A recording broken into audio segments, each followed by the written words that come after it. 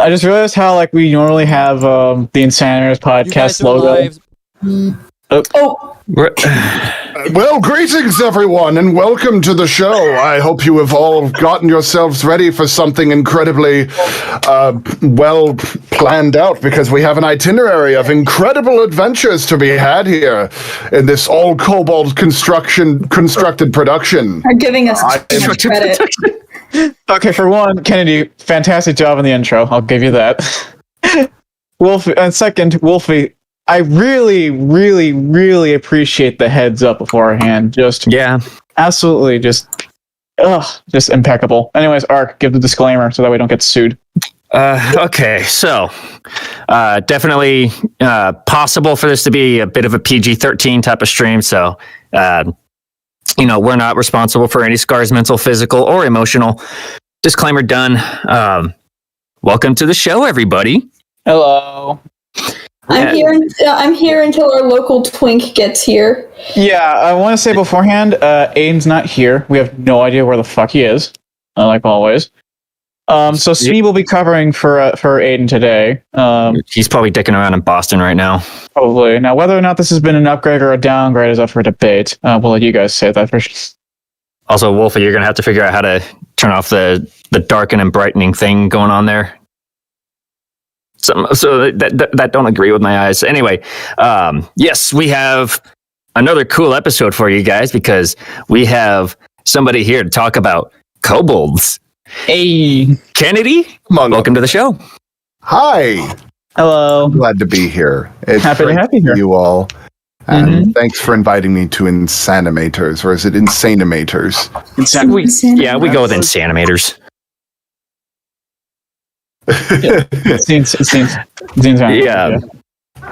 It's ironic because we haven't put out any actual animations yet. Shut the fuck up.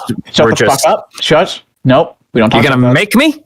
Yes, I'm gonna make you deal with it. Try it, damn gator. Okay. You're so lovely. Well, look, if you end up getting to the opportunity to make your wonderful, I assume, animations, and you are in need of something in the sound department, I know a couple of people I could refer you to. Oh, really? They all happen to suspiciously share my name. Oh, that's awesome. Holy shit. Wait, who is this mysterious person? I wonder. Well, you already know their name. Wait, do I? So, no way. Sometimes for those of you go where everybody knows your name. Damn it.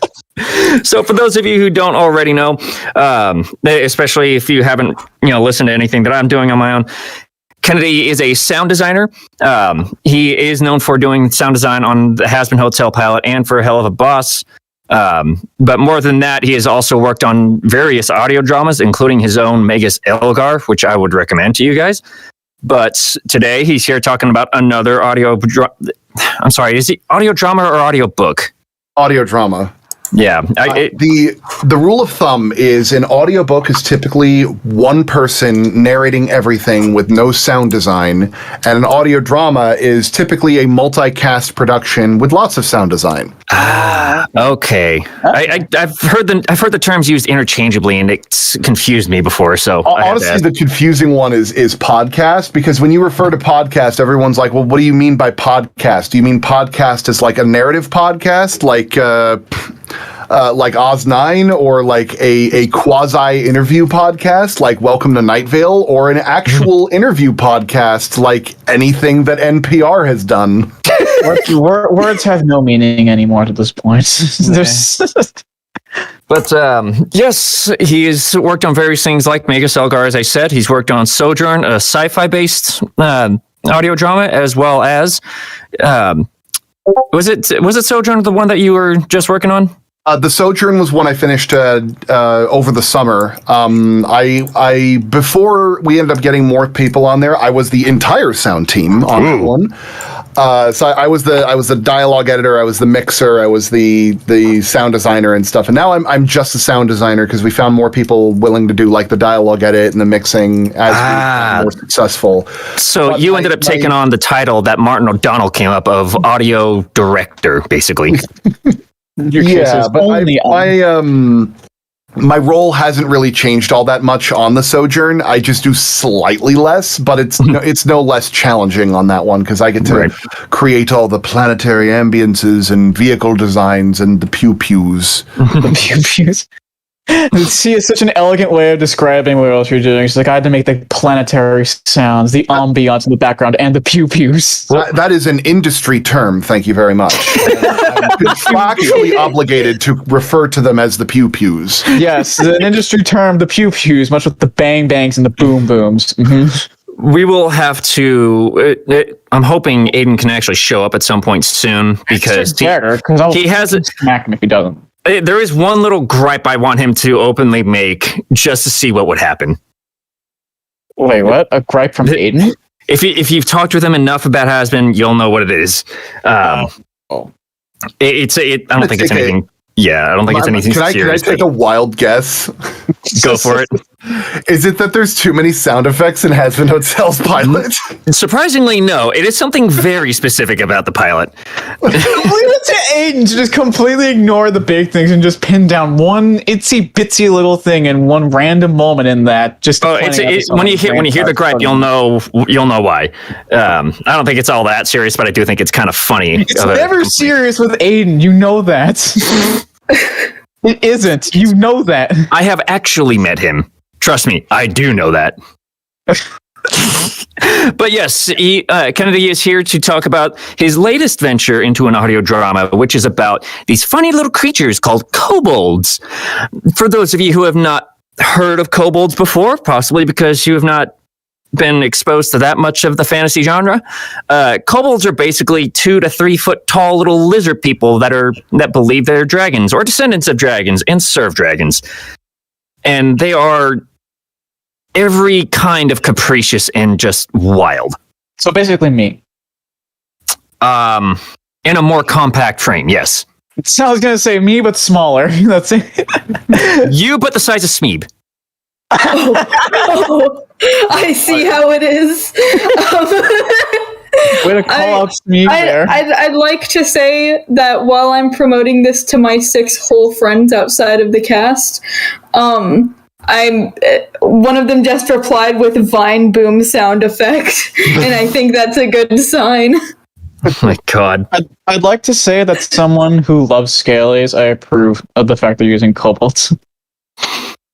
Yeah, like we've got a bunch of different races in the Magus Elgar universe. What you actually see here is with the bouncing icon of me is actually a self-insert character within the Magus Elgar universe, Magus Serling Tenthorn, who is a Magus that teaches you about all the wonderful things you could learn in Hearth. He's a part of a race called the Quanfloofs, which are basically big fluff dogs who base their entire culture around whoever is the fluffiest is the one that's in charge. Because as the old idiom of Quanfloofs go, the floof makes the woof. The floof makes the woof? The what? I really want to make this joke, but I can't. I'm pissed. Do you guys need visuals? I can add like an art stream to this if you guys need visuals. No, but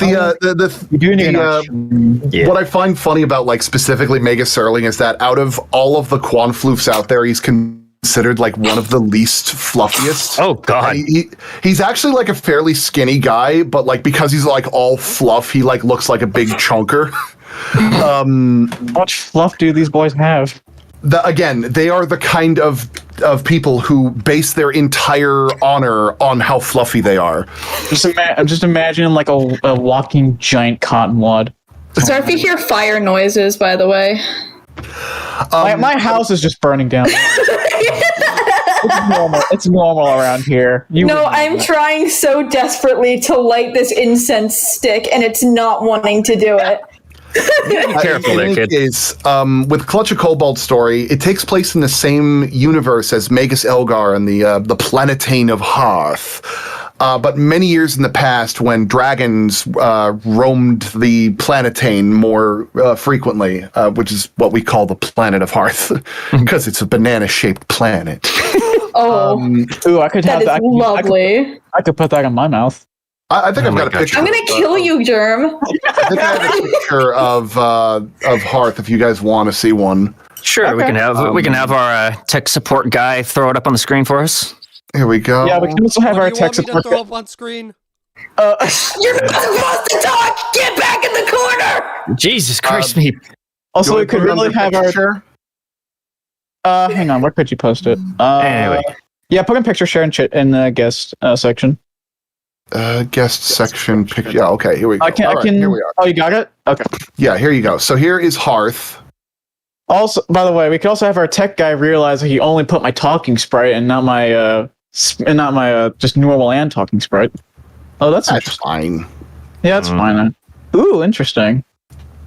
Yeah, so with Clutch a Kobold story, it focuses on a clan of kobolds who go on an adventure to find a new dragon master after they accidentally kill their old one. Accidentally. Yeah, Oh, just accidentally kill them. Just casually committing manslaughter and just walking away from. I'm just front loading that of the whole premise of this show is that the dragon dies.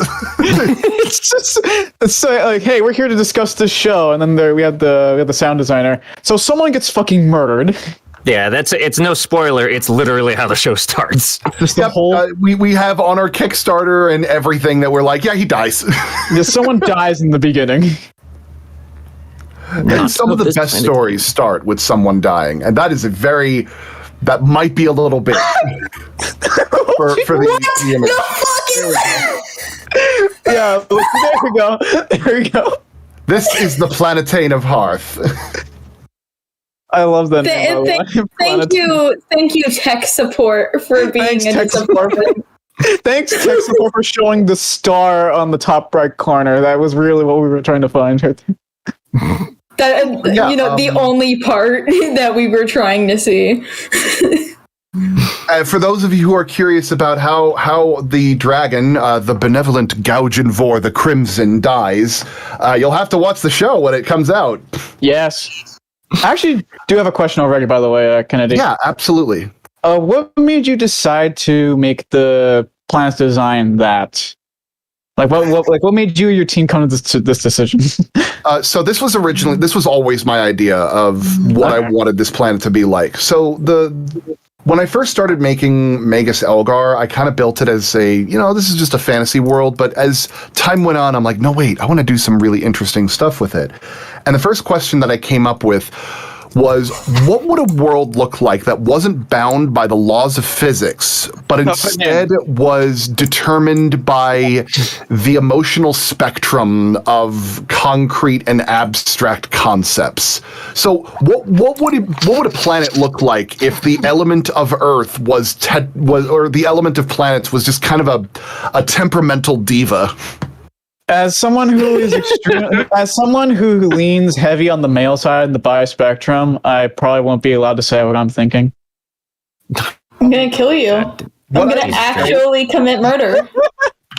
But in terms of the joke of the Planetane, it is quite possibly one of the deepest, stealthiest Monty Python digs I've ever done. Is it really? I have not heard this before. It is not a common line that people remember that Monty Python had said one point, but there's a singular sentence in all of Monty Python where one of the actors in Monty Python and the Holy Grail says the sentence, "And that, my liege, is why I believe the planet to be banana-shaped." Oh my god. Oh my god. It is such a stealth joke that, like, whenever I say, this is a banana-shaped planet, they don't even think about it. I'll give you that. That's very slick.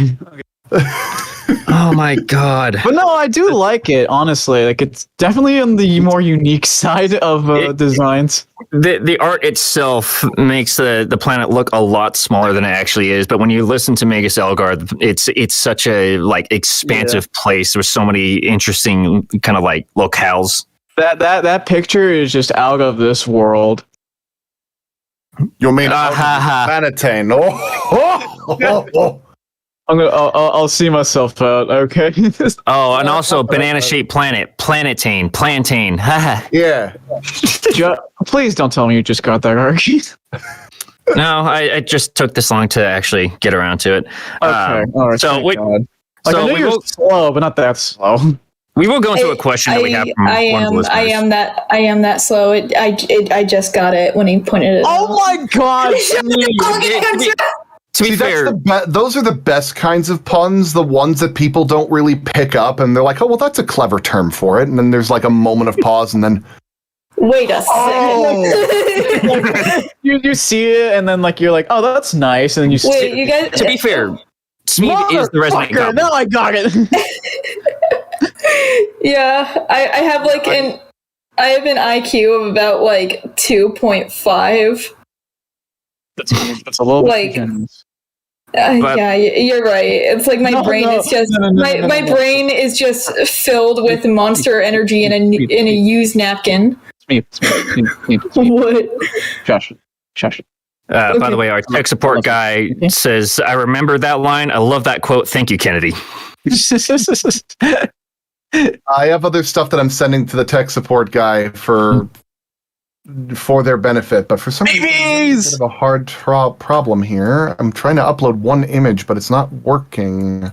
Is it we have a lovely question in the chat, by the way, which I love. I love this question. May I ask this question? By all means. Sure. If the planet is banana shaped, does that mean their flat earthers would think it's watermelon shaped or something? That is incredibly true. I dare I say that would probably be canon at some point or another.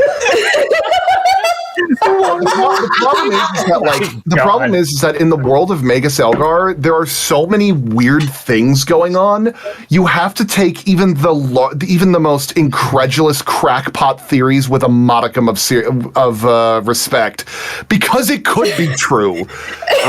That's you can. So wait. You're saying that's one of the things that I really hate about like some fantasy settings. Like think about like Harry Potter, where like Harry Potter is talking about like, oh, I had a snake speak to me one time, and everybody's like, oh, you're crazy. And I'm sitting there like, you just have a ghost walking around talking about your lunch. How would you not think that could be something you take seriously? The way Magus Elgar starts is automatically like that. Like the moment you start hearing actual characters and not the narrator. But yeah, I sent some pictures to the tech support gentleman. Yeah, he has them on the stream right now. And, he has them cycling. I'd like to talk about like what each of our who like some of our characters are. Yeah, if you care. Yes. Talk about the babies. I like to. All right.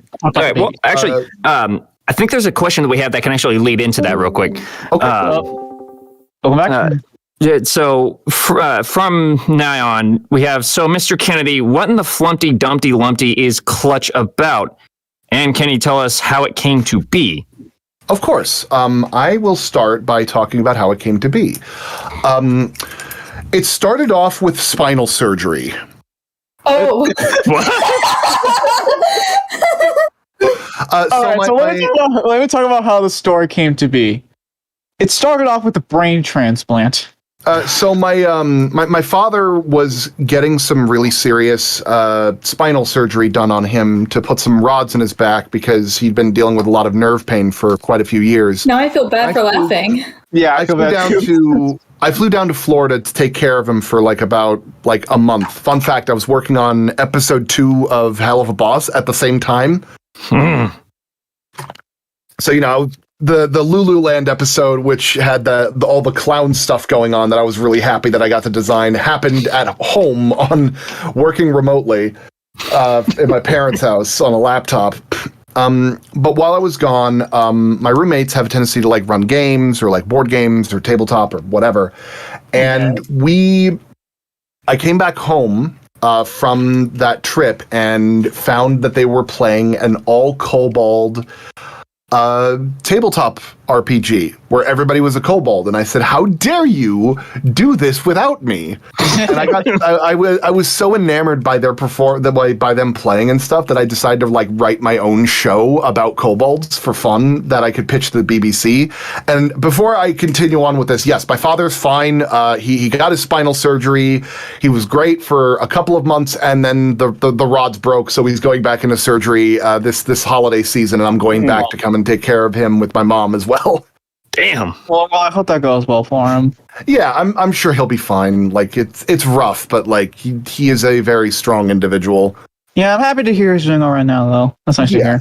So in any case, I initially had intended on making Clutch a Kobold Story a standalone tale that had nothing to do with Magus Elgar, because I was trying to pitch it to the BBC, and they liked it, but I made the mistake of pitching to BBC Radio 4, which is kind of like trying to pitch Steven Universe to Adult Swim. Oh no! Now you've planted those seeds in my mind of like an adult version of Steven Universe. God damn it! No, horrible! Kennedy, how could you do this to me? It's funny. You see, the difference is the Adult Swim version of Steven Universe. All the gems have their private parts back. Oh my god. I find that way funnier than I should. So, Clutch a Kobold Story is a family-friendly... it's a family-friendly audio comedy about three kobolds going on an adventure to find a new dragon master after accidentally killing their old one. It's starring, I can't see the order of what's on screen right now, so you're going to have to tell me like what image is on the front right now, because it's kind of doing a bit of a slideshow. Yeah, so first up shows up as Nom, and then it's Strap, and then I believe the last one is... first on the list is Nom the Healther, voiced by Joanna Christina. She is the healer and also fighter of the party. And by healer, I mean that she just drinks a lot of healing potions because she's convinced that if she drinks enough of them, she'll live forever. Live forever? Yeah. There's Strap the Trapper, who's voiced by Michael Kovac, who you may know as Angel Dust and maybe. You just might. You might know them. He is our trap maker in the Kobold clan. He builds all the things to protect Gouge and Vor and the other kobolds from invaders and intruders, and it is his dream to one day create the 7-Chain Special, a chain reaction of traps that is said to be incredibly difficult to build. Kind of like a Rube Goldberg machine, but instead of it making breakfast, it makes you're not alive. That's understandable. And last but certainly not least is the Blue Kobold, Book the Booker, who is a kobold that knows how to read and wants to share with you his favorite stories, including the very fictional and not at all real adventures of Sharkface. It's his favorite because those stories totally happened.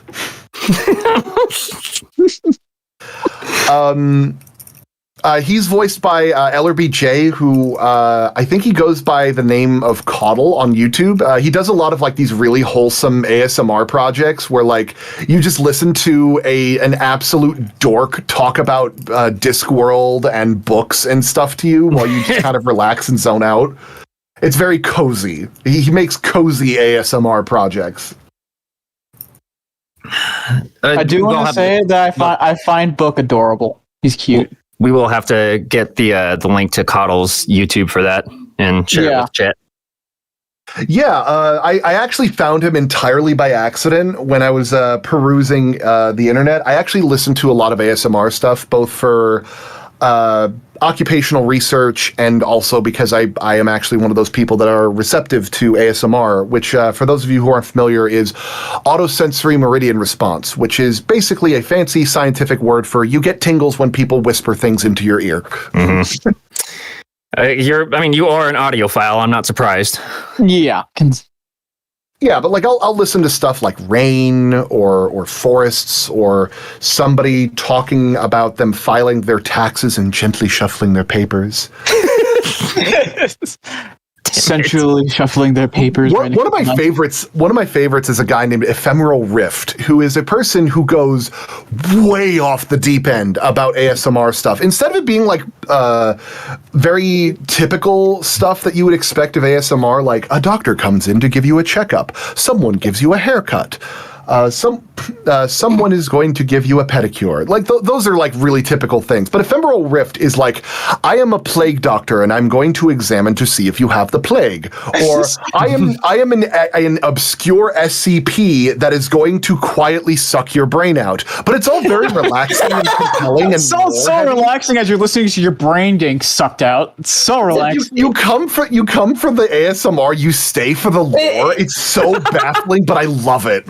Dude, it's like just casually. No, I imagine it makes the sound of when you're like drinking a slushie, and then eventually all of it is just ice at the bottom, and you have to keep moving the straw around to get more. And it just sounds like that. I mean, like, he's also got like a really great sense of humor. Like you'll talk, he's talking to you. It's like a second person experience. So like you're just listening, but he's talking to you, and he's like, "Okay, we're going to see if you have the plague. We will answer this brief questionnaire. Okay, what is your name? All right. Okay, you have the plague." Oh, that was fast. God. That actually reminds me. So sometimes there's like this one Twitter account that I see that posts like random images. Like I think some of you guys know it's one like images that you see that make you feel pain. I don't know if any of you guys know that Twitter or not. Discomfort. Yeah, I know what you mean. Yeah, there's this one ASMR thumbnail that I saw. It was so disgusting. I don't remember what the account's name was, but it was like ASMR eating candy bloody tampons. God. I'm gonna kill you. I'm gonna actually commit murder right now. Well, you really like committing murder, don't you? No, specifically committing murder on you. I love threatening to kill you, Germ. Yeah, a lot of people do. There's also like you bring up over the top ASMR videos, and there are these ones that are weirdly specific, like comforting boyfriend helping girlfriend survive a bear attack or something like that. It's the context of those that people really find enjoyable, because I've noticed that there's like a certain subgenre of ASMR where people get really weirded out. Like if someone is just sitting there making like lip smacking noises or popping or like just scratching your microphone, it's not very interesting or fun or like enjoyable. Like some people get like really creeped out like that. But then there's like some people who put like a lot of lore into it, and it's kind of like there's something enjoyable about zoning out to somebody just ramble, just wax rhetoric about books or the weather or being on a train. Yeah, a lot of like the ASMR, well, I and probably most people come across like the very generic stuff where it's like people scratching their mics. Sometimes I hate that. Some people like scratch their like denim jeans or whatever, or it's like mukbang, which or corduroy. Huh? Or like corduroy lines that like if you're a person that likes stimulating, like if you have like ADHD or just a person that has those like little idle hands like I do, just like idly like scratching one of those kind of things is fun. Like I've got idle hands. I'm playing with like a practice butterfly knife right now, which is basically a butterfly knife without the actual blade, so I don't cut myself because I'm not stressed with my hands. What I normally do is like if I have, I think most people probably do this. It's like let's say they have a pen on them and they just start clicking it, and it really annoys people. That's fair. Like sometimes I would just play with my hands a little bit. Sometimes like fold, I kind of pinch my clothes a bit and just play with them a little bit. Something like who? Join. Oh, look who it is! Look who it is! Jesus. Sadly, now that he's here and I was only filling in for him. I think it is my time to go. I don't think I'm allowed here anymore. Goodbye, soldiers. I mean, you could just stick around. Yeah, you can totally stick around. Yeah, no one wants you to leave. We can just pretend Aiden doesn't exist. That'll probably be the more optimal choice. Okay. You can totally stick around. Okay. Then I'm staying here. Because you guys can't get rid of me no matter what you do. You can board up the windows all you want. I will. Okay. Anyways, now that we got rid of her. Damn.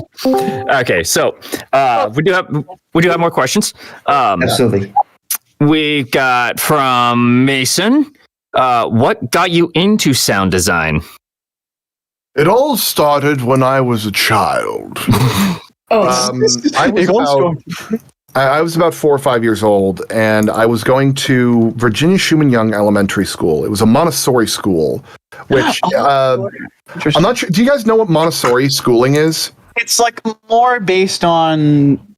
I keep forgetting what the right word is for it, but it's more based on like critical thinking. That's kind of what it really heavily emphasizes critical thinking and independent expression. Yeah, there really isn't like a curriculum that one kid goes through. It's more like each kid sort of makes their own thing through critical thinking and things like that.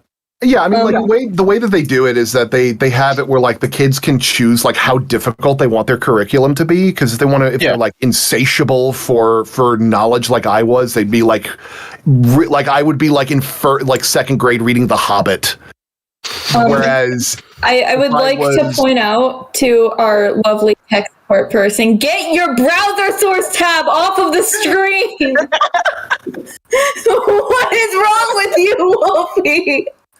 How are you not noticing? No, he's setting up. He's setting up Aiden's sprite. Yeah, give him a break. It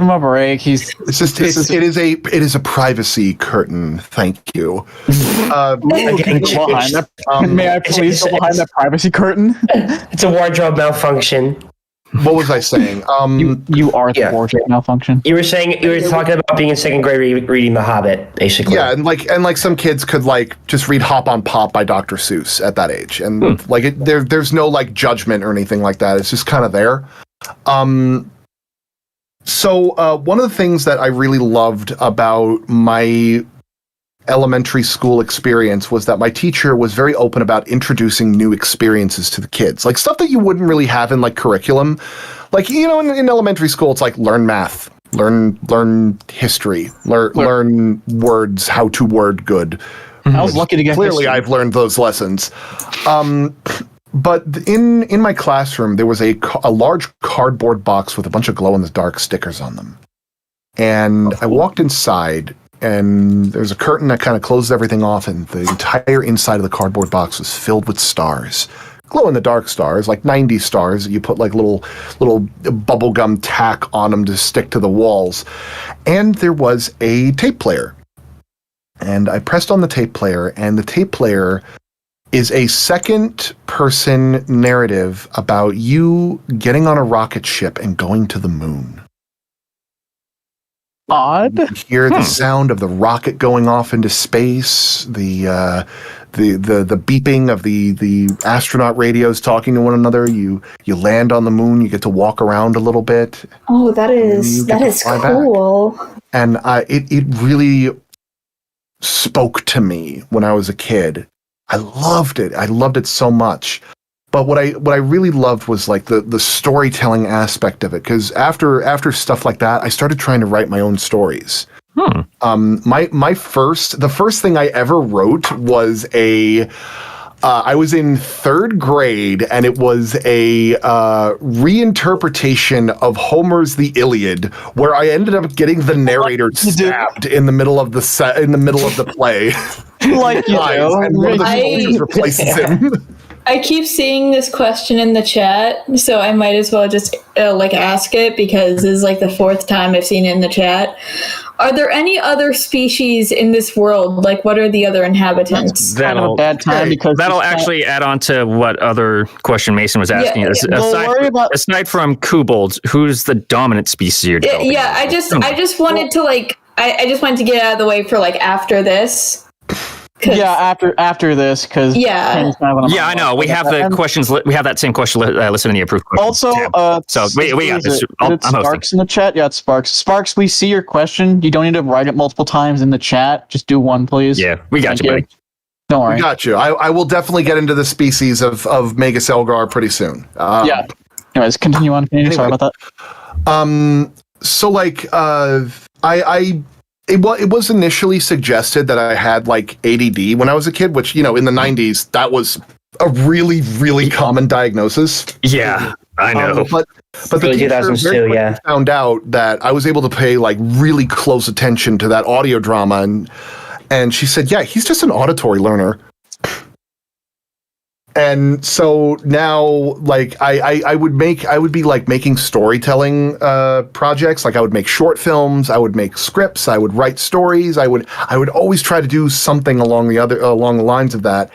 And by the time I got to college, I had initially shifted into trying to do editing because I was a basic bitch high schooler kid who made videos of his swim team to Linkin Park and thought that was editing. I have those music videos still. I'm embarrassed to post them online, but because it's like really bad. And that's how I am with my own art. I still have I still have my old sketchbook from when I was in art class back in 7th or 8th grade, and my quote self-portraits are awful. I'm still just remembering like one of my music videos. I got my hands on like this really cool editing software, and I wanted to use like every single inch of it. And there's like a stupid part where like one of the people's like swimming, and I have this giant like Photoshop swirl just pass. Oh no! It's like, oh wow, that's so cool.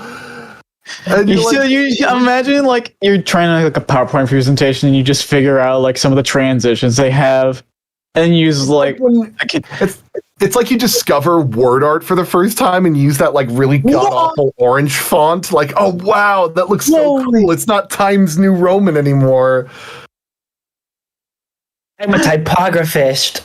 Yeah. But yeah, I ended up discovering that I was actually really good at doing sound design when I started working on like audio dramas for fun, because I still listened to some of them when I got older.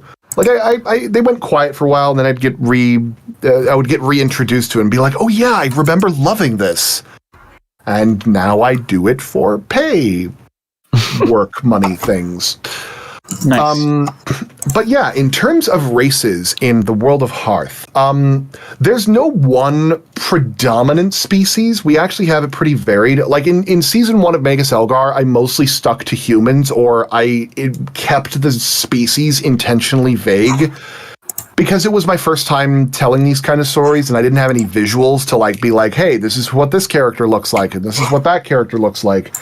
And also, I hadn't really fully fleshed out the kind of species that I wanted to have, because I really didn't want to fall down the tired trope of, we have elves, here be dwarves, here be orc, they are smelly. They are smelly. By the way, I want to add. Goblins. I want to add. Wolfie said, "Kenny Cannon. Kenny discovered Wii Video in middle school and thought that was editing." He used iMovie. He used iMovie one time and thought that it was editing. Oh no, I was before iMovie was a big thing. My first editing program was Pinnacle Studio 8. No! Where do I remember that? You're a millennial. You remember all that shit. That's from the deep recesses of your mind, Ark. That's where you remember it from, dude. That's deep recesses of your millennial mind. It's probably where I want to keep it locked up. I don't know. I feel like I need to point out that now Pinnacle Studio has had so many updates, it has transcended the need for numbers. The last time that I saw it updating is Pinnacle Studio 25. Jesus. Oh my god! It's kind of like when it's kind of like you feel like all of your skin wrinkle ever so slightly when someone says, "I was alive when there wasn't a number behind." Now that's what I call music. Oh my god! Oh, it's like even Adobe switched to just CC before they made it that far on the numbers game. Like no one else made it that far because they didn't let themselves make it that far. They just decided they're like, you know what? Screw these numbers. We're just gonna put a couple letters behind it. Yeah.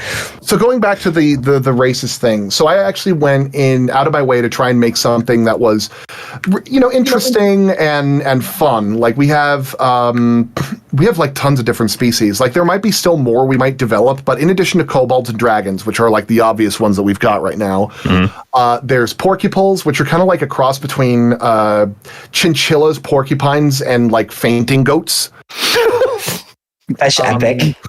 There's branks, which are shark people who really just want to be your best friend, but because their like teeth are really big and intimidating, they try to overcompensate by smiling all the time and being very friendly, but not realizing that the smiling teeth thing. Yeah, the smile is not helping. There are Mumix, which are eldritch beings that are pretending to be cats. Okay.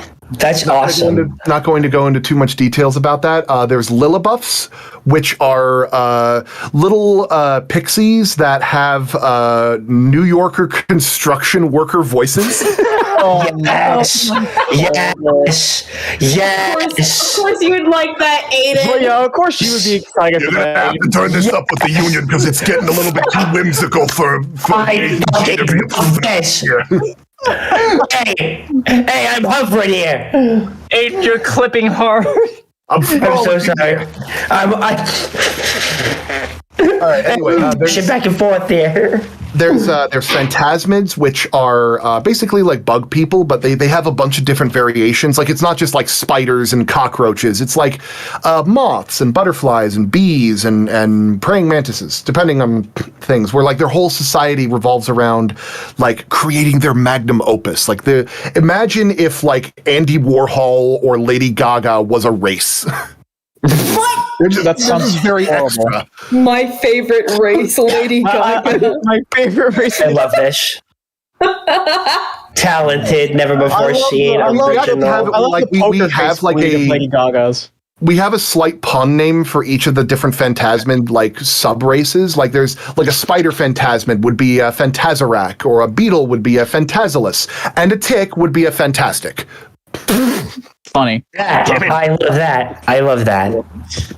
There's troll tours, which are a cross between trolls and minotaurs, where they're a very nomadic society that really want to find something to be useful to the greater whole of the world around them. There are Quan Floofs, which I had explained earlier about the floof makes the woof. Skiersas, which are a cross between large bears and squirrels, and they're very like survival driven, and they all have like Nordic accents. There's Kitenocks, which are like spiritual fungus that are bound to rock bodies. So like they're kind of like rock golems that are held together by fungi. There's humans, obviously. Pangols, which are kind of like pangolins. Because I want an excuse to have like somebody tapping their fingers together all the time. Yes. Google's pangolin. Yeah, look up a pangolin. They're like the most adorable. They're just so adorable. After the last time you mentioned a pangolin on a stream, which was one of the Honeycast episodes talking about looking up their nipples, I don't want to. Well, like, I had to look it up now for the hell of it. I had to. Jeez, why did you do that to yourself? All right, there's Lacertus, which are kind of like reptiles and lizard folk, which kobolds could be easily mistaken for. Let's see. There's dragons. There's Orpus. Which are kind of like. He found the nipples, didn't he? Yeah. Yeah. I hate it. The weird part. But no, focused on like the finger tapping thing. He just wants to ask you a question, if you would be so kind. Why are there tips like that? Why are there tips like that? Anyway. Dude. Why is this one purple? There's the Orpuses, which are basically orca folk, because we have like a couple of like aquatic races. There's Holohatchees, which are bipedal sea apples. What the hell? Yes. What? Wait, bipedal sea apples? Yeah, have you ever seen a sea apple? Google it. Yeah, hang on, let me Google that. Or is there other weird nipples on that thing that I need to Google too? No, they are very brightly colored sea apples that have like trees for mouths that Sea and they like apple. feed on like phytoplankton and stuff. They remind me of coral. They're filter Yeah, we actually feeders. have them like communicate with like speak clicks and other forms of percussion. hell? Like we wanted to try and make a race that like didn't had a non-verbal component to them speaking. So how do the sea apple people speak or communicate? Well, they communicate by like having like tools or other devices, and it's kind of like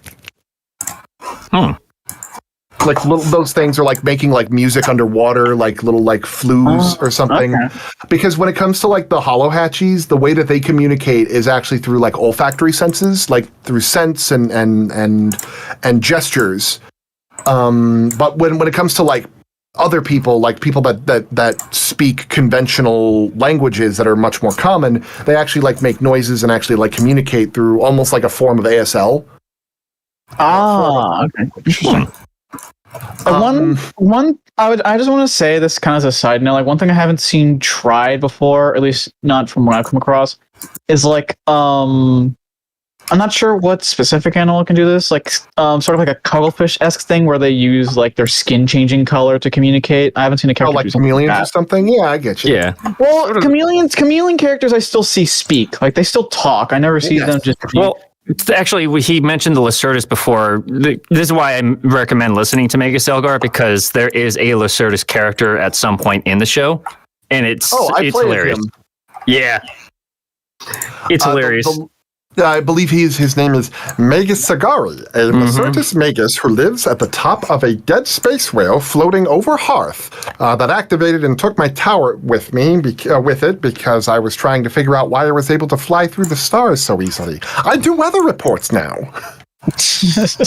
Go listen to it. The You'll last see it all. races we have are like called Movus, which are kind of like or kind of like manatees, but with like these really burly arms, and they don't really have legs. So when they're on land, they have like this bracer that they put around their waist that have like a pair of wheels on it that they bound to their flat tail, so they can kind of like travel around with like a cart almost. This is so thoroughly whimsical and amazing, and I love every second of listening to this. I'm sure we'll come up with more races as time goes on, but like these are like the ones that we came up with like to start. And we do toy around with them a little bit in Clutch a Kobold story. Like we do have a character that is a troll tour that they run into. I believe in like an early draft right now. I'm not sure if we're going to be keeping him, but we have like a Skiersa sorcerer. So you have a lot. Yeah. How long have you been developing this whole thing for? Clutch or Yeah, Clutch. Clutch I've been developing all year actually. I started in January, and I didn't do the Kickstarter until like I want to say the very end of October. Yep. But I was like pitching to BBC. I was building art assets, and we actually made the decision to make Clutch a Kobold story within the world of Magus Elgar pretty recently. Like we actually made that decision as early as August. Huh. What about Magus Elgar? Magus Elgar I have been working on since 2015. Okay, yeah. The thing about Magus Elgar itself was that it was kind of an experiment to see if I could actually direct. Because when I got out of college in 2013, I got scammed a lot. I got into a lot of projects where they wouldn't pay me, or it was supposed to be a too good to be true kind of job, and it turned out to be that. And other times I would like put a lot of money on a project that they were like, okay, we're going to be like, everybody's going to be all hands on deck. This is going to be the next big thing. And then the director would just disappear to Europe. Damn. I wish I was making that up. I'm actually staring at a hard drive that I purchased for another production that I use as like my main drive now for work. That was meant for that project. So like I was getting ready to hang it up. Like I was ready to be like, okay, it's very clear this isn't gonna work out. I'm gonna go get like a job at like a warehouse or something and just make sure that I don't die of starvation or whatever. And that was bleak and that was grim, but I said, you know what, I want to try one more time, and I want to make it something that I like, something that I want to work on. And it took me about 3 years to develop Magus Elgar because I could only do it in my spare time. I was paying it with my life savings, and I was like one of maybe 5 people that were working on it, and I had to pay the other people like full rates. Oof. And I wanted to make sure that I did it right, so I was being like a super perfectionist about it. And I actually like threw out the first draft of the first run through of the entire script of Magus Elgar and started over from scratch. Every book worth its weight is rewritten at least once. Yeah, I know. Sorry. No, it's fine. You're all good. That whole idea of scrapping something and starting from scratch is like something that I think a lot of people kind of view as this awfully negative thing, when really it's an almost, I think, necessary piece of the puzzle if you want to make something that you're really happy with. You know, yeah. I think like I've worked on some long-term projects, and starting over, even in some things that aren't long-term projects, starting over is like absolutely necessary. So like totally, I think it's super cool that you're bringing attention to that part of your process for this project that you're working on.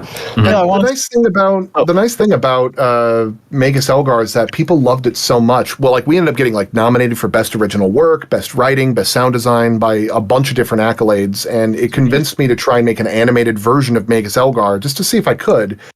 And thanks to that, it's why I got to work as a sound designer on Hazbin Hotel, and my career kind of got kickstarted. It's fantastic. Look, I wanted to add how when you brought up how sometimes you need to you had to start over at one point. I want to just say that that's completely normal at times. But I want to just add on to what Aiden said. Like sometimes you can bring yourself to a point and you're going on and everything seems all right, but then you look at the whole picture and then you really notice all the mistakes that you have and the things that you just want to rework. It's fine to start over when you see things like that, because in my case it isn't as big, because I normally work with art and I sometimes I work on it and then I sort of see it progress and then I look at the grand picture and it doesn't look right and I end up just having to try again. That's completely normal. We all have experiences like that at times, and it sucks at the moment, but it'll definitely be beneficial in the end of the day because you'll be happier with what you have. I know I've had that experience, and so I can relate to what you've gone through. Yeah, so, it is one of those kind of things that you can get very easily discouraged especially if you feel like that nobody cares and nobody's really interested. I can't tell you how many times I've posted something that I'm really passionate and really excited about and it gets 12, 13. Yeah, I feel you there, man. I feel you there. Yeah. I can spend hours upon hours on a drawing and then I end up getting maybe 10 likes. It sucks, but The big complaint that I hear all the time among online artists is, makes art with lots of passion, lots of time put into it, 15 likes, 50 likes, makes a dumbass shit or meme, 3,500 likes. Oh, yeah. I have a perfect example of that. This is, you're gonna laugh at this. So one of the things that I put the most work in was I'd recently made a audio production that was 45 minutes long. It was something I built out of my own blood, sweat, and tears. It took me 10 months to build this thing in my spare time, and I was super proud of it, super excited about it. I posted 200 watches. Meanwhile, on my main account, I did this as a joke. I made a literal version of the Addict music video from Hazbin Hotel. Oh God, I've seen this. I've seen this. Oh my god, I love it. The one without the music and it's just the sound effects. I remember this. My friends used to send me that all of the time, and it was just a joke. That was me and one other person, and that is the most watched thing I have ever made. Which if you look at my YouTube page, you'll see all these videos are hey, here's an attempt at him doing video game videos. It's 100 views. Here's a video of him doing a sound design breakdown, 300 views. Here's this really dopey sound design thing of a music video, 2 million views. You know what's messed up, though? The thing that's messed up about that is being a person who has heard that environment without music before. The accuracy of the under-the-breath lyrics and the actual sound choice themselves of the actual sounds of the shoes hitting and the sliding on the, like, every single thing. It was so perfect. I'm gonna be real with you. Accurate to a disturbing extent. Yeah, it was a really good shit post. I am gonna be real with you. The first time that Cherry Bomb got flashbanged, I fell out of my seat. I was laughing so hard. It's so fucking good. It's so fucking good. It's so good. Last bit about that before we move on to the next questions. If I'm not mistaken, you did the mumbling bits yourself, didn't you? No. I did not do the mumbling bits. That was my favorite part. The other person whose name is eluding me did all the mumbling bits. But like he did the very first part of it by himself, and I came in and saying like, hey, do you want to like do the rest of the music video? I'll sound design more bits. So like all the bits with Cherry Bomb doing her thing. The bit where they're dancing at the very end and they explode and die, that both of those scenes are me. And the getting dressed, walking up to it, and the very beginning was the other person. That's still art though, because I was watching this like having flashbacks, like, yo, why is this so goddamn accurate? And then like, dude, no, like. But I still understand at the end of the day, and what you're talking about is very true, that, you know, it's sure it was awesome, but it was still a shitpost, you know? No, like without a doubt, like I will definitely shitpost, but I always love going way above my. Oh, I know about that. I know about that. Every single one of the people here can vouch for the fact that I make shit posts, but I put so much effort into them that people can't tell it's a shit post. Right? I respect that art. I really do. It's my strong suit. And the thing about it is that, like, yes, and again, I'm not saying a shitpost to take away from it, because again, I fucking love it for so many reasons. Right. But when something that at the end of the day you would still consider, even if it's a high effort shitpost, a shitpost gets so much more attention than something that is something done completely in earnest, as something that you want to reach a lot of people for, based on the merits of it's, you know, of its, you know, just of itself. When you put something like that out into the world, and like you said, the difference between 200 and 2 million is more than a lot of people can really understand. And so, you know, any artists who are watching this right now, or who will watch this in the future, raise his hand. Y'all aren't the only people struggling with this. People in all stages of their career are struggling with this same fact of, I feel like specifically Twitter, or well, the internet in general, actually, the internet in general. Mostly Twitter, but yeah. Yeah, but like this is like a universal experience where people digest certain content more than others for some reason, but eventually it's something that you do, that you put on internet, will catch on, I promise. It's also like, sorry. Go ahead, sorry.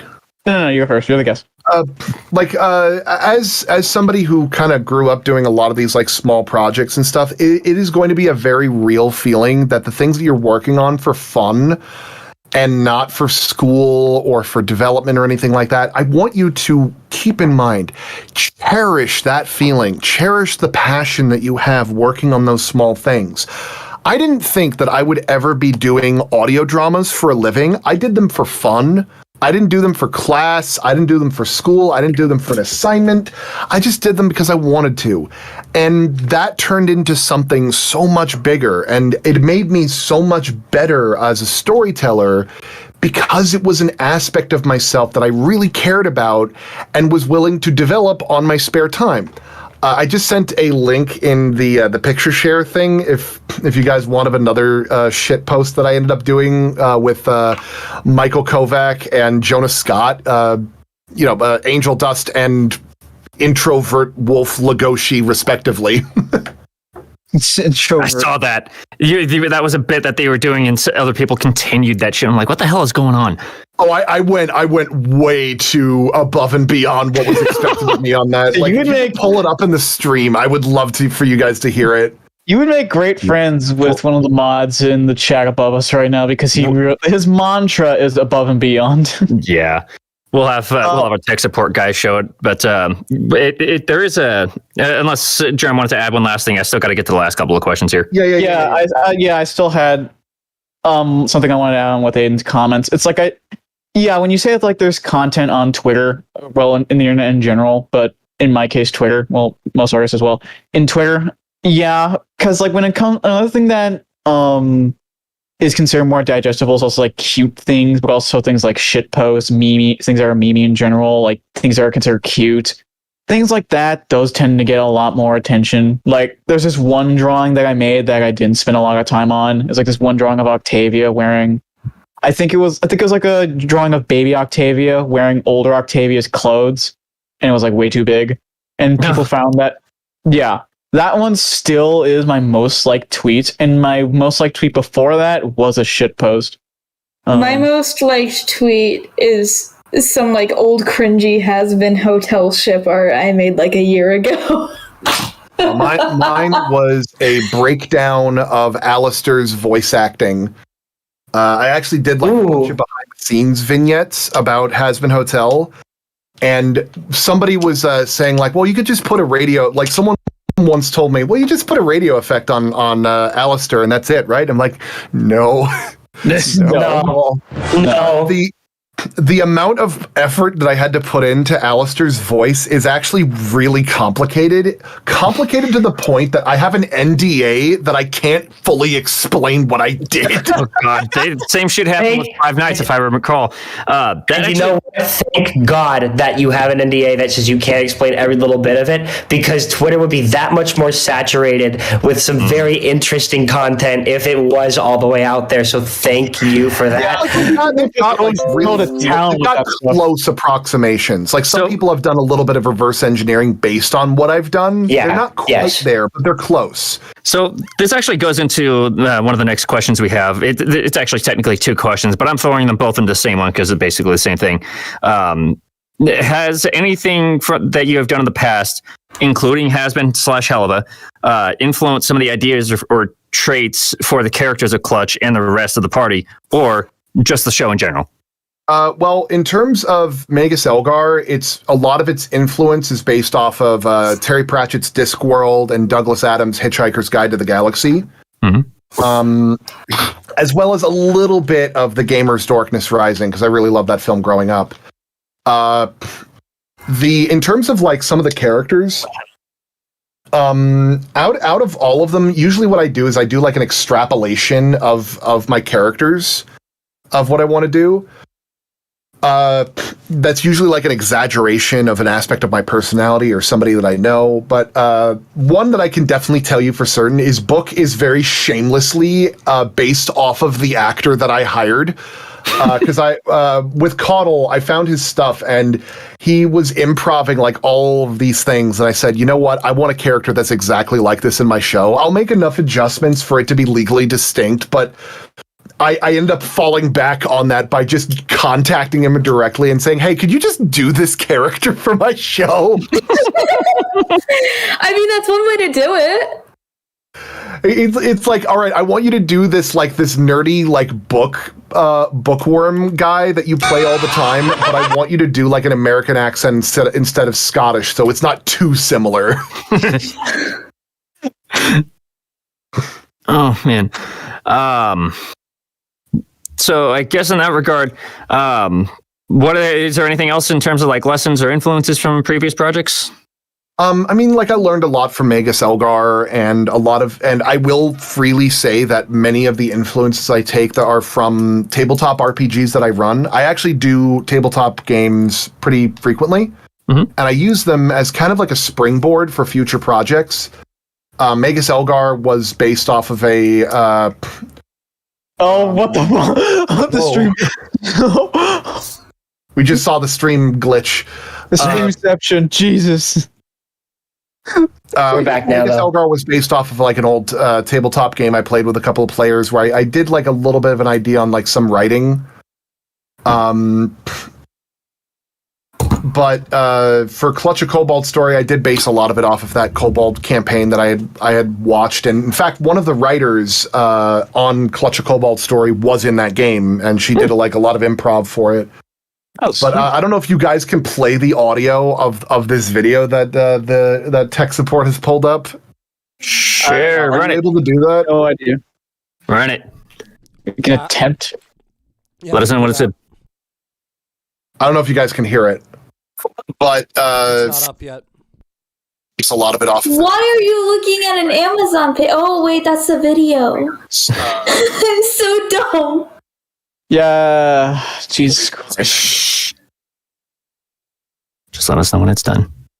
I haven't Wait, even Wolf. started it yet. Hold up. Oh my god, Okay, dude. Well, hey. All right, I'm starting it in 3, 2, 1.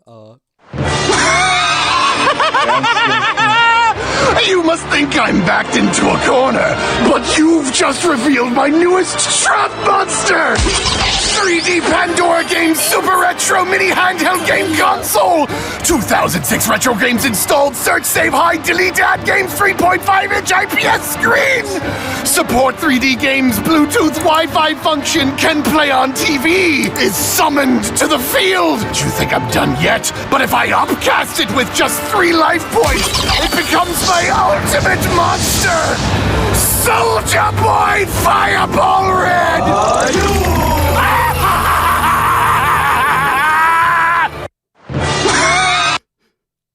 It's over. It took a That lot to was- not laugh at that. That was so fucking funny. Oh, we were talking about overachieving earlier, and that was just like it sounds like you just went all out in that. Oh my god. I love that. Like, I had to hold back laughter the whole time. That's so good. Like I said, I went a little too far, but I had a little? That took me like a half hour to build, and I do not regret wasting that time. No, I love it. Time wasted. What are you talking about, dude? My that's brain amazing. cells are stimulated in the best way right now, dude. I love that. It's perfect. That was amazing. All right, so we do have one more question before we get to the closing bit. This is also from Nyan as our closer for Clutch a Kobold Story is from Nyan. When will book go bonkers? We have a couple of moments in the episodes of things like that happening. I would say, if I'm going to say if there is any point that book goes bonkers, it would probably be episode 3. Okay, I'll have to take a listen because I'm looking forward to this. I was so scared we lost him for a second. Oh my god. Oh, like I die before I could tell you the Yeah. answer. it would probably be episode. You just cut off, or was it just me? Just But blue yeah, ball us. so for those of you who have been like hearing about all this Kobold goodness and are really excited about it and want to hear it, we actually have preview episodes of Clutch a Kobold Story that you can look up online. You can also go to the Kickstarter, by the way, guys. Let him finish. Sorry. Yeah, we do also have a Kickstarter that's going on right now. We started in October 20th, and we've been going all month, and it's going to be ending in a week. And with your help, we can actually hit a couple of stretch goals, because I am proud to say that as of right now, our Kickstarter currently has, out of our $18,000 goal, $20,000 and $20,714. Wow. Nice. We actually crushed our goal in the first 10 days. It was crazy. Yeah. Hang on. If you want to support us, we have a lot of different opportunities for extras that we can give you. We have stretch goals to make more episodes. We have collector's pins that we'll be opening up pretty soon. If you want to donate a lot of money, you can actually get like a collector's a USB stick with the Clutch Kobold like insignia embedded into it with like all of the episodes. You'll get early access to the show. You can actually, if you sign up as a Kobold Elder, you can learn how to do sound design to make your own audio dramas with me. Mm-hmm. Ooh. Recommended. So, like, if you want to make your own show, I can teach you how to get started. And of course, I'm going to say this right now because I know some people get a little bit nervous about it. Yes, Clutch a Kobold Storee is going to be released absolutely free. Once we get the early access to our backers, and also once we get everything all figured out and done, we aim to release sometime about August or September for the free version, and we aim to be done, or at least starting to release episodes as early as June for the early access people. Mm-hmm. Oh, that is cool. I might actually like get in on that. Like I do feel kind of bad because like I really wanted you. I would have loved for you to have been able to be a Kobold parent. We had a very rare backing thing where you could have gotten yourself drawn as a Kobold if you had gotten in early enough. Oh, I actually did. Oh, you did? Yes, I did. Oh, that's you did, Art? wonderful. Oh, I did. Yeah, I'm Great. capable of handling it. Yeah, and Heck yes. they will also be participating in a Kobold Walla session where they will be a voice of a Kobold in our show. ooh. Type of thing of like people screaming in a crowd running away from some cataclysm dropping on the city or something like that. That's as an example. We are also planning on making we have 3 people who backed as Kobold heroes who will be taking part in a live streamed tabletop RPG with our Kobolds as characters that they'll be playing as NPCs and acting out stuff in the campaign for a one-off session. That's so cool. Yeah. But That next is week, so what we're cool. doing as a promotion, right now it's tentatively next Wednesday. I haven't made an announcement for it yet because I want to make sure that I've got everybody figured out and their character sheets all planned. But Michael Kovac has never played a tabletop RPG before. what? I am going to introduce him to it next Wednesday. That's totally gonna go well. That is. Take place in the world of Hearth.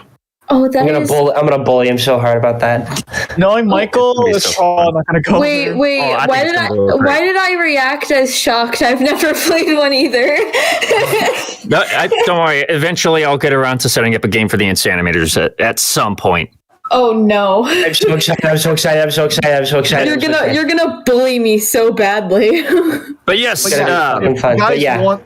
If you guys want a better understanding of what our show is going to sound like, you could also listen to Magus Elgar. The entire series is on YouTube, absolutely free, or you can go to maguselgar.com and download it on like Spotify or whatever podcatching software you have. It's available wherever audiobooks are sold, wherever pods are cast. It is 11 episodes, so it is 5.5 hours of really high quality stuff, starring people like William Violinus as Magus Elgar, Christopher Moore as Udo Monolaki, Sandra Espinoza, who you might know as one of the actresses from Epithet Erased. And a couple of other people that started off like a little bit small on our team and have ended up getting really big elsewhere, like Kellen Goff, who played as Overhaul, and Diavolo and Funtime Freddy. He actually was Wizard Quaff in our show before he hit it big. He's done so many characters. For some reason, I heard you say Wizard Quaff, but for some reason my brain automatically went to Wizard Queef. I don't know why. I'm gonna kill you. This is it. This isn't a threat anymore. This is a promise. Sorry, Kennedy, but my brain, I do not know where it goes sometimes, and I cannot. Get it fixed. Wizard Quaff is a wizard who is very reclusive and to himself, and he is known as Wizard Quaff because he literally eats books to gain their knowledge. That was amazing. That is funny. It is suspected that Wizard Quaff is actually illiterate. I remember hearing like some lords back then, like Middle Ages Europe, would sleep on books to become literate. He's not a mouth breather. He's a mouth reader. He's got the strength. He's got it. He's got it going. It's just as nuts though. I would highly recommend. Yeah, please actually listen. It's fun. Yeah, please give Magus Elgar a chance. I'd love to hear what you guys think of it or share of it because we have like a merch store for like a lot of really fun stuff like that Planetane picture that you see on the screen there. That's a poster you can actually get for Magus Elgar if you end up liking the show a lot, among other things. Yeah, I definitely recommend getting it. It looks great. The art looks really good.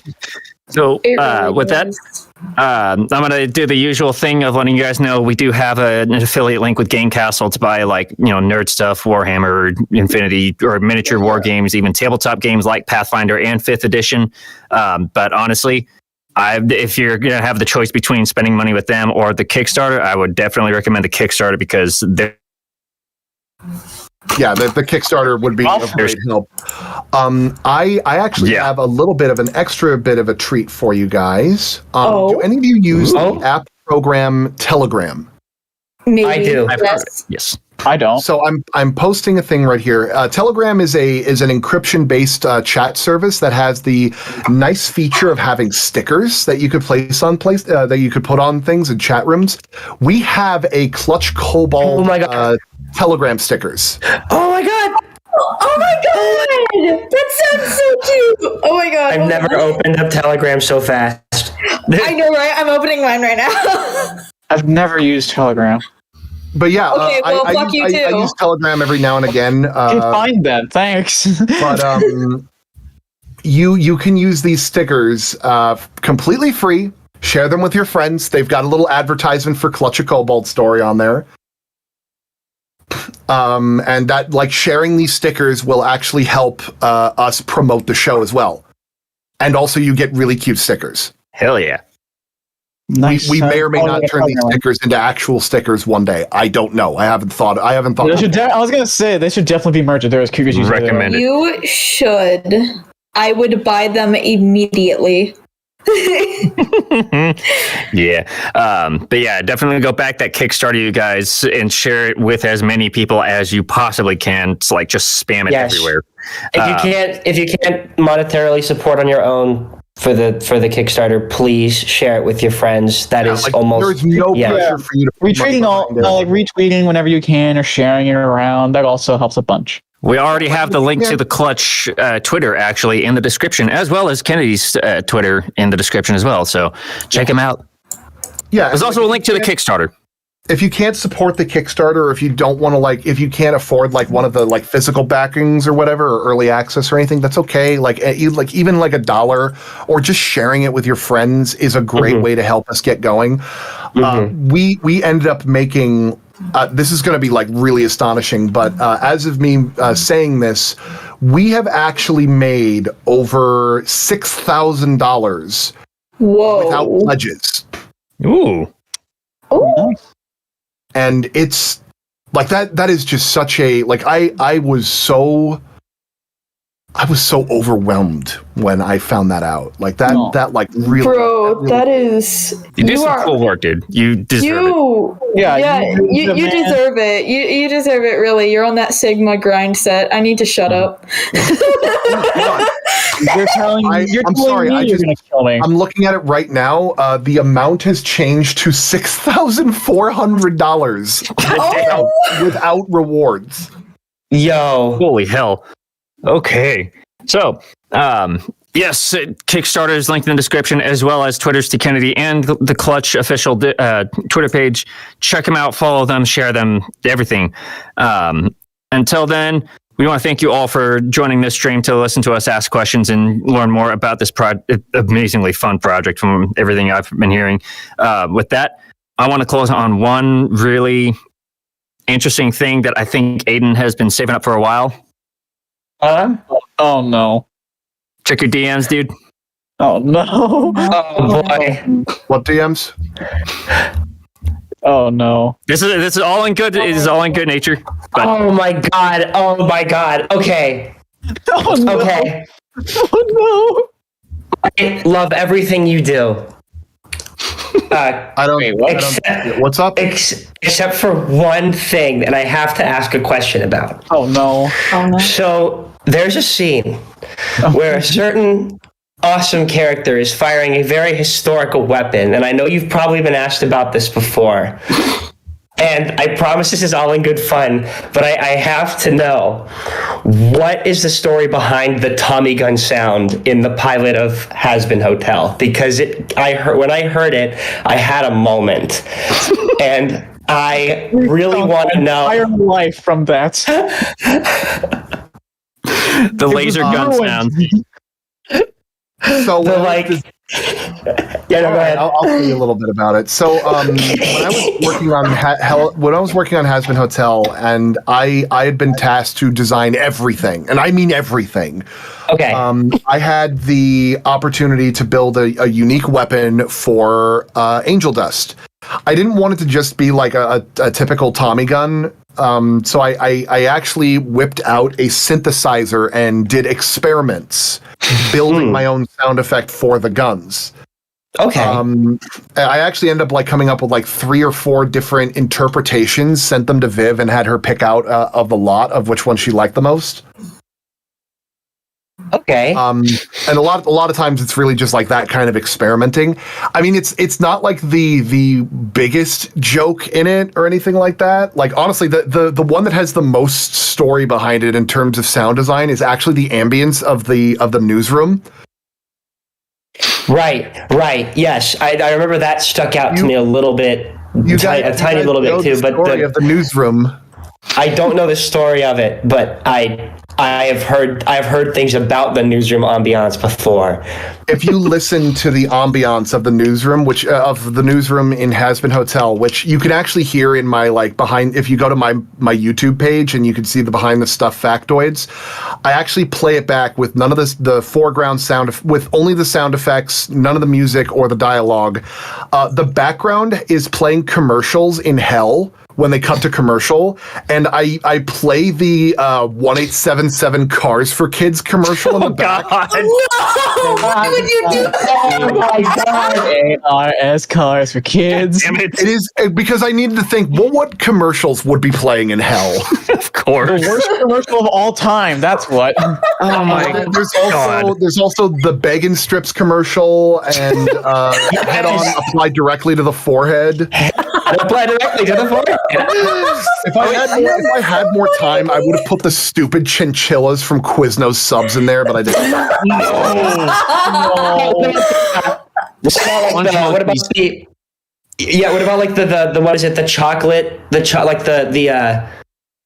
what were they? They were like, it was like a Dole chocolates commercial. If you know what I'm talking about, you know what I'm talking about. It was like, I don't. Sorry. They're like speaking in British accents, and they're like eating chocolate and like laughing, and it's like the most. I'll post a link somewhere and I'll send it to you, so you can see it. It's like the worst thing. There are stories behind most of the sound effects. I regret to inform you the Tommy gun wasn't quite as like involved as you might have liked. No, it wasn't. Literally, I heard that. Like, I saw him pull out what I assume was a Tommy gun, and I remember deep inside my brain, for some reason, and this is on me, not on you. I was like, oh, he's gonna shoot a Tommy gun. How is this gonna sound? And then I heard the, and I had the nerve to get slightly irked. Like, it was my fault, 100%. I have something that you will be absolutely pleased to know. The sound effect of the laser, which I created with the synthesizer, was mixed with the sound of an actual Tommy gun, which doesn't sound nearly as impressive as you think it does. No. Because here's the thing. I realized, because I know what a Tommy gun sounds like, and so I was wondering why it irked me so much, and that makes so much sense, because oh my god. I said that he would spend like 10-15 minutes ranting about this. Yeah. I had to take the chance because he would have been stewing on it forever if we didn't get it. It actually reminds me, didn't you say at one point that a bunch of the sound effects that you used were like sound effects that you just made yourself, like you slammed on a desk or something like that, Kennedy? Like I'd have to say like 60 to 70% of the sound effects were things I recorded. Kennedy is from talking with him. The entirety of Hazbin Hotel is all Foley. Like, I didn't actually like use stock Foley sounds for that. I did all the Foley for clothing rustle, movements, and stuff like that. A lot of the radio effects, like some of them are stock, but others were ones where I took a broken radio and fucked with it for a little while. That is There's lovely. actually, like, sounds, like some of the cartoony sounds. I actually own a theremin. Yeah. I made some of the cartoony sounds with the theremin. Okay. Oh, that is lovely. From when I have gotten to talk with him, he is an impressive Foley artist. Like my favorite part some of my favorite parts from Magus Elgar are actually the slap sound effects. You are. Congratulations, sir. You have my utmost respect. You had like 98% of it before. Now you have 99. I didn't have all of it in the beginning. If you really want to hold up to that, I strongly suggest giving Magus Elgar a try. It's not as like raunchy or intense as Hazbin Hotel, but it is very. I am going to give it a try, actually. I'm going to give it a try as well. Absolutely. So yeah, with that, go listen to Magus Elgar, and while you're at it, try to get yourself or other people to Kickstarter into Clutch, because it is, we already said it, it's same setting, and it's going to be so much damn fun because it's freaking kobolds. Go look up any D&D player that's ever had a kobold in their game. You'll see what kobolds are just. I really should make my character into a kobold. Kobold Sona. We'll try it. Anyway, thank you all for. With what? I just said Kobold Sona. That's all. Don't worry about it. We're all But good. yes, thank you all for listening today. This has been the Insanimators. Thank you, Kennedy, for joining us today. Kennedy. Thank you so much. Later. Stay insane. It's been a load of fun. You all have a wonderful night.